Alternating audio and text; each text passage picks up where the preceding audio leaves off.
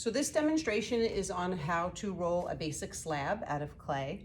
For your identity tile project, the base of your project is a 5" by 5" by 3/8" thick tile upon which you create your design. And so today I'm going to show you how to get started on that. There's a variety of tools at my disposal here, including the clay that I already wedged. If you are at home, you will have most of the necessary supplies.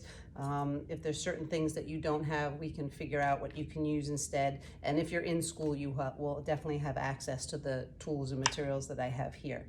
So what I have is a piece of canvas. It is much better to roll the clay out on a piece of thick fabric as opposed to on the table because it tends to stick on the table. I have these thickness strips. They're 3/8 of an inch thick, and I put them on either side of the piece of clay that I'm rolling out, and it ensures my clay is even thickness. I have a clay knife and what we call a needle tool or a potter's needle, and I have a ruler. And like I said, if you are home, I may not have enough rolling pins to give out to everyone, but there's lots of other things that we could use, and I'll make those suggestions if we get to that point, or for our virtual learners. So I wedged a piece of clay in my last demonstration, and now I want to roll this clay out and get a 5" by 5" tile. So the first thing I'm going to do with my clay is flatten it a bit, because if I leave it this thick, it's going to take me a long time to roll it out. So I'm just going to kind of pound it on the canvas on either side, and I'm kind of leaving it in a squarish shape because I am rolling out a square tile.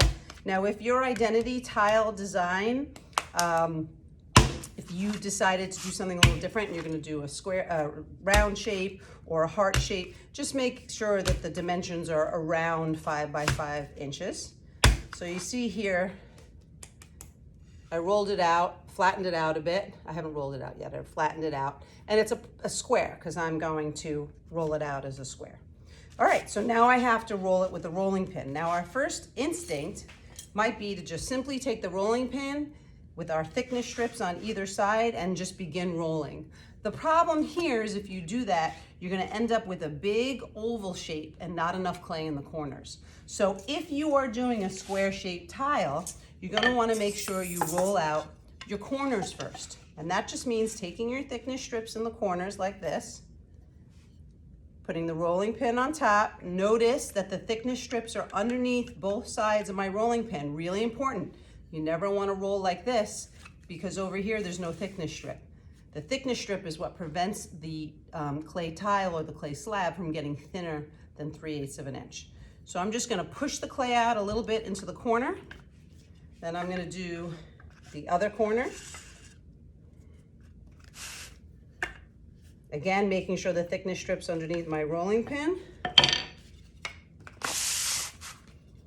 And I'm using my ruler too, just making sure like, oh yeah, I'm definitely going to be able to get 5 inches wide out of that. So if you don't have a rule, if you're home and you don't have a ruler, you can use a tape measure, or you can just, worst case scenario, you could just estimate to the best of your ability what you think 5 inches is. So I've rolled out all my corners. Okay, now that I know I have enough clay in the corners, I can roll out the tile flat. And I'm obviously going to have more clay than I need for the slab, but that's okay. I had told you to wedge more clay than you needed. So I'm taking my rolling pin, and I like to take my piece of fabric and actually push my body against it so it doesn't slip. And I'm taking my rolling pin, I'm making sure both my thickness strips are underneath my rolling pin, and I am beginning to roll out. Now, even though we wedged the clay, you may find when you're rolling a slab that you may still discover a bubble, an air bubble that you missed. So it's one of the benefits of doing slab work is that you can catch any small air bubbles you might have missed when you're wedging. So I can see right here, and I'm going to hold it up for the camera, there's a little tiny pocket of air right there. It was probably so small and I missed it during wedging. I'm taking that pin tool and I'm just gonna pop it and then push the air out and smooth it over. So be mindful as you're rolling out your slab to keep an eye out for those air bubbles. So I rolled out one end. I'm now flipping it around. I put the fabric down to hold it with my body, putting my thickness strips down. And now I'm rolling out the other side. And it's obvious to me right now that I have more than enough clay for a 5" by 5" tile. So I'm not even gonna worry about this stuff right here. It's kind of extra. I'm just focusing on making sure this is rolled out. Checking for air bubbles, really looking at it. Now, how do you know when you're done? The rolling pin, you can look down here, will roll evenly across your thickness strip. So if your rolling pin is up a little bit and there's air between your rolling pin and your thickness strip, it means you haven't rolled it to the level of 3/8 of an inch, which is what you want. So I'm gonna take my knife and simply cut off that extra clay that I know I don't need. I'm going to just pound it into a nice ball, making sure I'm not leaving any air bubbles in it, and wrapping it back up in that damp, moist paper, t-shirt. I'm gonna give it a little bit more water. And now I'm gonna come back and focus on my slab, making sure there's no air bubbles. And once I've done that, I can now take my ruler, and the best kind of rulers to use are the L-shaped rulers because it guarantees you straight edges. But if you don't have one at home and you're home doing this, don't worry, just do your best. I'm laying down my ruler. I'm marking out 5 inches. I can either take my pin tool and cut through like that, or I can simply mark 5 inches with my pin tool and then take my clay knife and cut it. Then I take my ruler and I line up the straight edge, the existing straight edge with the straight edge of the ruler, and mark off 5 inches. Cut it.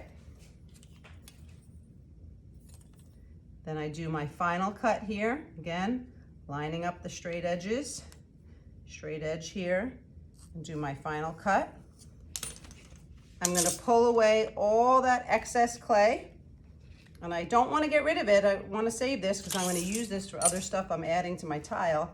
I'm gonna do a quick little mini wedge of this extra clay, just to make sure I didn't fold in any air bubbles.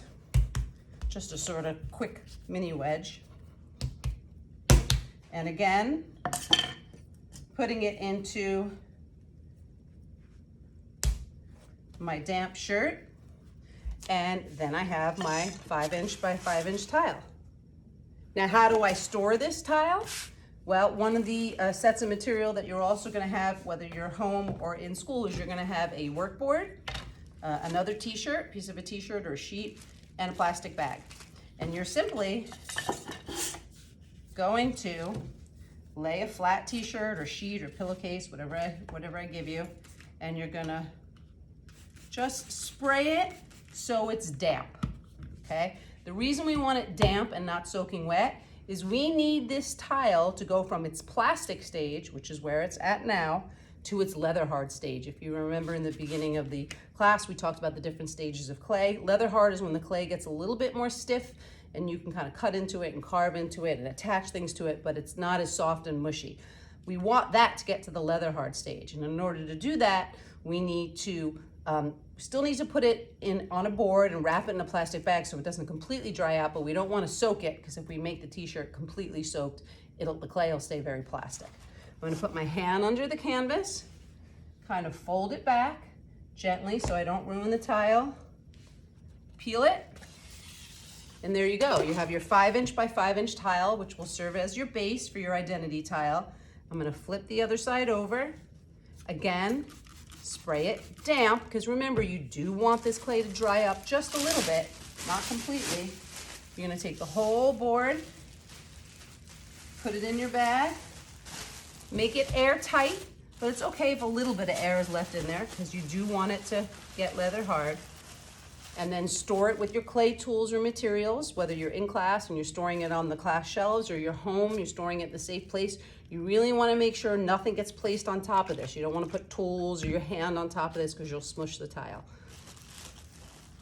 You do have to remember with all your tools, whether you're home or in school, you're going to need a sponge to wipe your tools down and get all that clay dust off because you don't want to be breathing that in.